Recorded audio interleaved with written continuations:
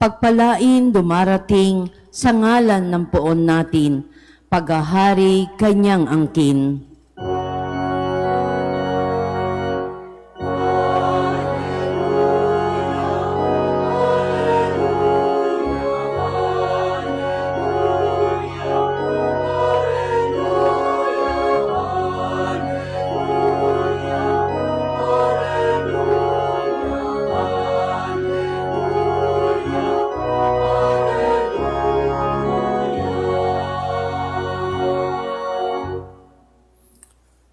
Sumainyo ang Panginoon. At sumainyo rin. Ang mabuting balita ng Panginoon ayon kay San Lucas. Papuri sa iyo, Panginoon. Noong panahong iyon, nilibak si Jesus ng mga pinuno ng bayan. Anila, iniligtas niya ang iba. Iligtas naman niya ngayon ang kanyang sarili. Kung siya nga ang Mesiyas, ang hinirang ng Diyos. Nilibak din siya ng mga kawal, nilapitan at inalok ng maasim na alak. Sinabi nila, kung ikaw ang hari ng mga Hudyo, iligtas mo ang iyong sarili. At nakasulat sa ulunan niya sa wikang Griego, Latin at Hebreo, ito ang hari ng mga Hudyo. Tinuya siya ng isa sa mga salaring nakabitin at ang sabi, hindi ba ikaw ang Mesiyas? Iligtas mo ang iyong sarili, pati na kami. Ngunit pinagsabihan siya ng kanyang kasama, hindi ka ba natatakot sa Diyos? Ikaw may pinarurusahang tulad niya. Matuwid lamang na tayo'y parusahan ng ganito dahil sa ating mga ginawa. Ngunit ang taong ito'y walang ginawang masama. At sinabi niya, Jesus, alalahanin mo ako kapag naghahari ka na. Sumagot si Jesus, sinasabi ko sa iyo, ngayon di isasama kita sa paraiso. Ang mabuting balita ng Panginoon. Pinupuri ka namin, Panginoong Hesukristo. Isang magandang umaga po sa inyong lahat. Ngayon po ay ika-34 o huling linggo sa karaniwang panahon at tinatapos natin ang linggong ito sa pagdiriwang ng pagkahari ng Panginoong Hesukristo sa sanlibutan o Christ the King. So ito ang hudyan ng pagtatapos ng kalendaryo na pangliturhiya ng ating simbahan. Si Kristo ang hari, si Kristo ang simula, si Kristo ang katapusan.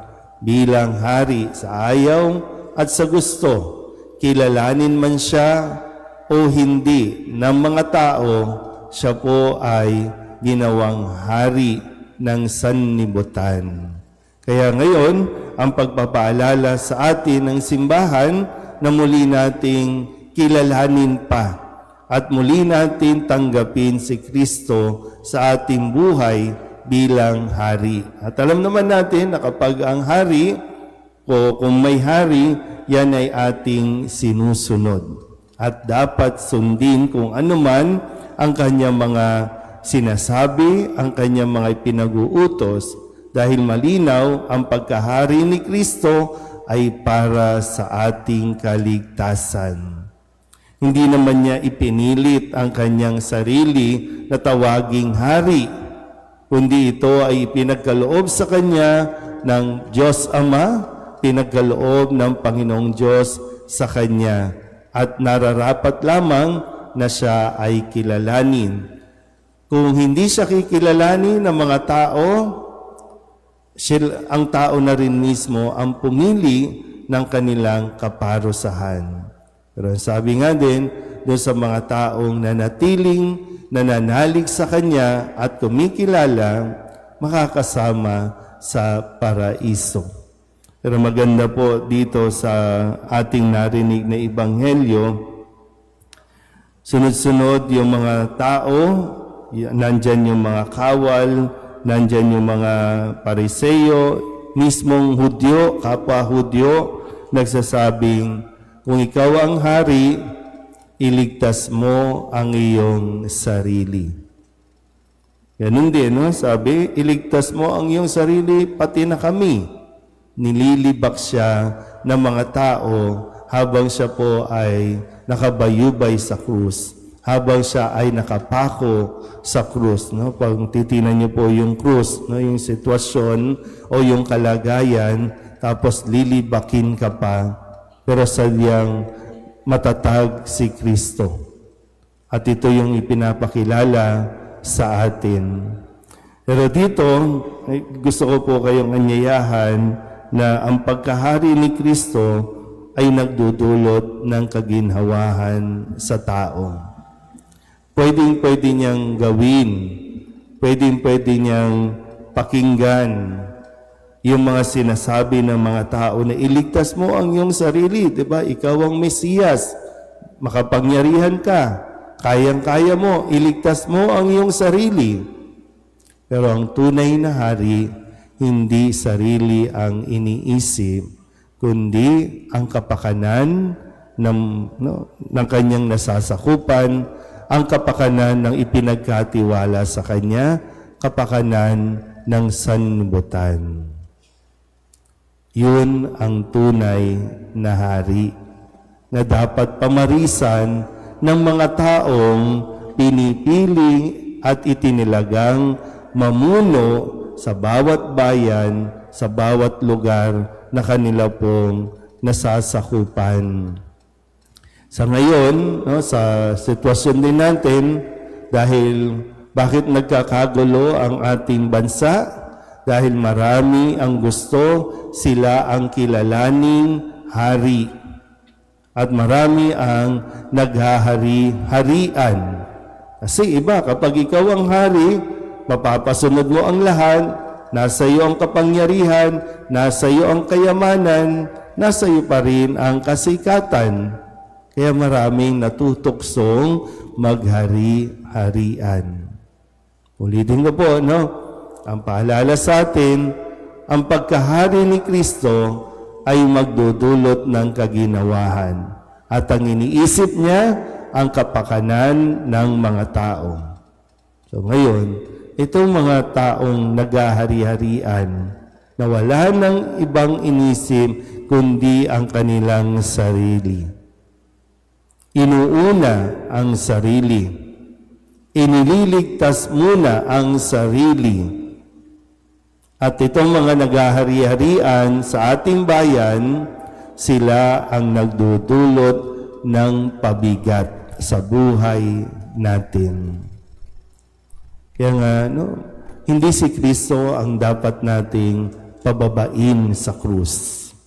Hindi si Kristo ang dapat nating sinasabihang iligtas mo ang iyong sarili, bumaba ka sa krus. Ang dapat nating sabihan, yung mga taong ayaw bumaba sa pwesto at naghahari-harian.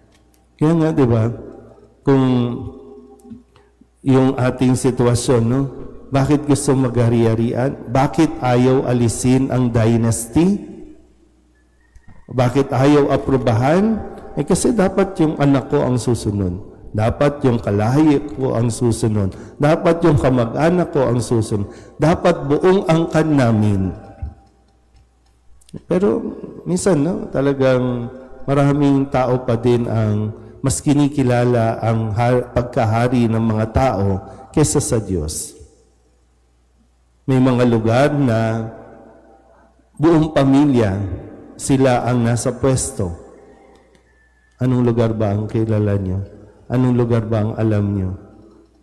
Mula sa lolo, sa tatay, sa pinsan, sa kamag-anak, lahat na sila.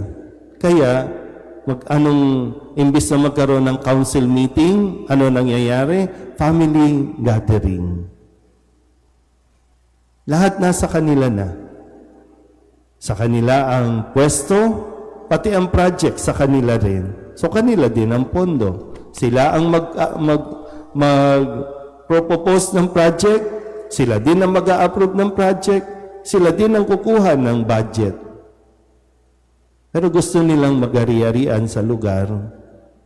Pero tinan mo yung lugar, tinan mo yung mga nasasakupan, mahirap pa rin. Pero sila, mayamang-mayaman na. Kaya lang, sadyang yung mga tao, medyo, hindi ko alam, no? Kung mahina ba ang pag-iisip o sadyang natatakot sa isang pamilya na naghahari-harian sa kanilang lugar. Pero ganun pa man, sana po makakuha din tayo ng katapangan sa araw na ito sa pakikinig natin sa pagdiriwang ng kapisahang ito ng pagkahari ni Kristo.